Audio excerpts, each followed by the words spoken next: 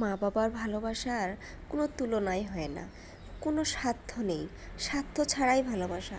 গ্রাম থেকে আসলে মনে হয় সব কিছুই দিতে ইচ্ছা করে তাদের। এগুলা কিন্তু আমাদের কিছুই কেনা না, সব আমাদের বাসা থেকেই পাঠিয়েছে, সব আমাদের বাসার।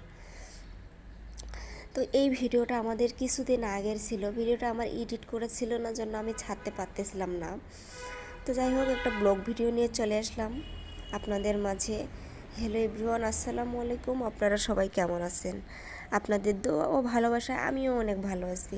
আমার মা আমাকে কিছু জিনিস পাঠিয়েছিল, আর সেগুলাই আমি আপনাদের সাথে আজকে রান্না করে আপনাকে দেখাবো। কলার মস্কা পাঠিয়েছিল, তো সেই কলার মস্কাটা আমরা ভাজিও করে থাকি, আর অন্যভাবে রান্না করেও থাকি। তো আমি যেভাবে রান্না করে আমার মা রান্না করে সেভাবে রান্না করে আপনাদের দেখাবো।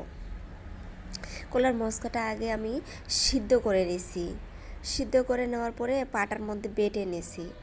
এরপরে আমি গরুর মাংসের মতো সব মশলা দিব, কিন্তু একবারে হুবহুব গরুর মাংসের মতোই রান্না করব। আর আপনারা আমার পাশেই থাকুন। তো মশলা সব একে একে সব মশলা দিয়ে দিচ্ছি, দিয়ে আমি মশলাটা সুন্দর করে কষাই নেব। কষানোর পরে আমি কিন্তু এখানে কাঁচামরিচও একটু দিয়ে দিলাম, সুন্দর করে কষাই নেব। কষানোর পরে আমি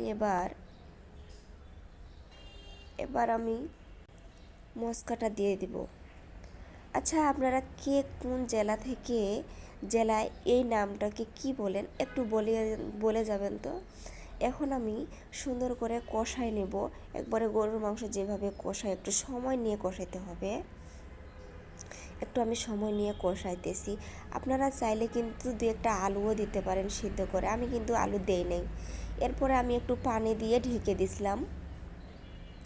দেখেন এখন আমার কতটা মিশ্রণ হয়েছে, স্মেল একটা খুব সুন্দর আসছে। এবার আমি সুন্দর করে ঢেকে নেব। ঢেকে নেওয়ার পরে দেখেন আমার কিন্তু রান্নাটা হয়ে গেছে, হওয়ার পর্যায়ে। তো আপনারা কে কোন জেলা থেকে দেখতেছেন একটু আপনারা বলে যাবেন, আর কিভাবে রান্না করেন সেটাও বলবেন। আর আমার রান্নাটা আজকে কেমন হয়েছে। সবাই ভালো থাকবেন, সুস্থ থাকবেন। আল্লাহ হাফেজ।